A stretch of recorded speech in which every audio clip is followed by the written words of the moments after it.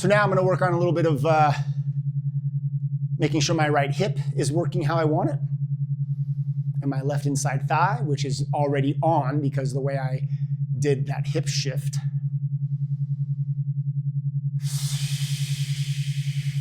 So I'm going to hip shift, making sure the ball in my pelvis stays to the right or in line with me. And then I'm going to really find that right big toe knuckle. And if that's hard, find a pair of shoes that help. Keep the ball over to the right a little tiny bit. Don't let it come to the left. And then start taking off my left foot. And I will feel like my dimple on the left side is on the floor and that right butt cheek is on.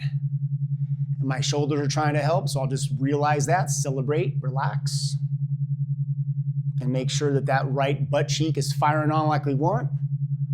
And then I'll start moving this leg out to the side as my left femur bone turns inside my pelvis while I'm maintaining my left dimple.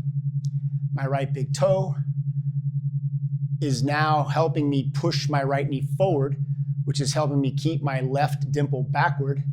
And my right butt cheek is working really well. My shoulder keeps trying to help out. And that left inside thigh is working extremely well. And I sense my left body more on the table than my right side, and I have to keep correcting with as I notice and adjust and reflect. And I'm not getting any TFL in front cramping. My quad is not overactive. My left or right outside thigh is on, but it's not cramping or overactive.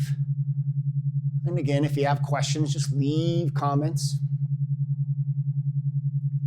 And I'm just making sure that I can do this movement without being overly strained, without losing the position of left hip shift, left dimple contact, right sit bone reaching toward the ground, which in this case is the wall. And my pelvis is stabilized, and I make minor adjustments as I need to. And I just work on calmly moving and then relax. And then I usually add breathing with that. Inhale on the way out, exhale on the way back in. And then I also vocalize. I sing my ABCs in this position so that my vocalization gets improved. My voice box learns how to function in this new state without dropping back into my patterns. I try to sing and play guitar as one of my hobbies, and this has absolutely helped me learn how to find my voice.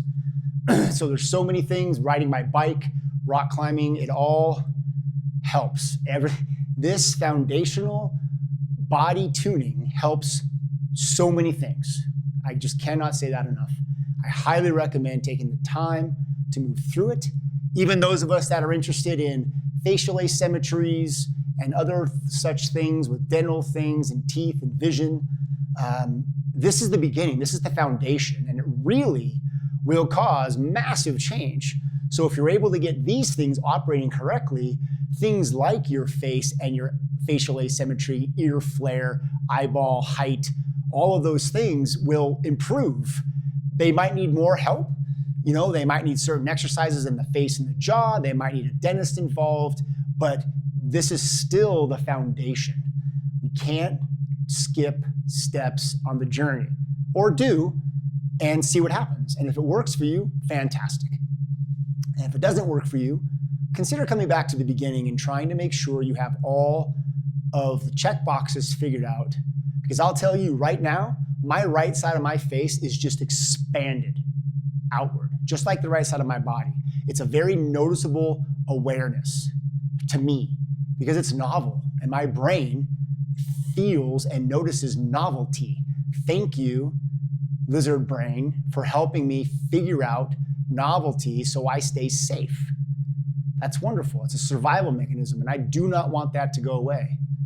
But I'm just saying caution and pause, take pause, and ask yourself, have I really spent the time investigating the foundational pieces before I go rushing to the end? Kind of like reading the end of the book first. You don't want to read the end of the book first. It's the journey. The journey is what changes us, whether it be these PRI-focused physical therapy type corrective exercises, or it's nutrition, or it's meditation, or relationships, how you have a relationship with yourself or how you have a relationship with others, either romantic or not romantic with your children. It's all a journey. And I just suggest to pick what feels right. Start somewhere, and keep going, because we're not done until we're in the ground. And so keep going, keep trying, keep playing. And when you need to take a break, take a break. And when you're ready to get back on it, get back on it. And if this doesn't resonate with you now, that's okay. I'll be here waiting when everybody, whoever is ready. I'll be here to offer my suggestions and my perspective on all these things. And we'll just keep moving forward.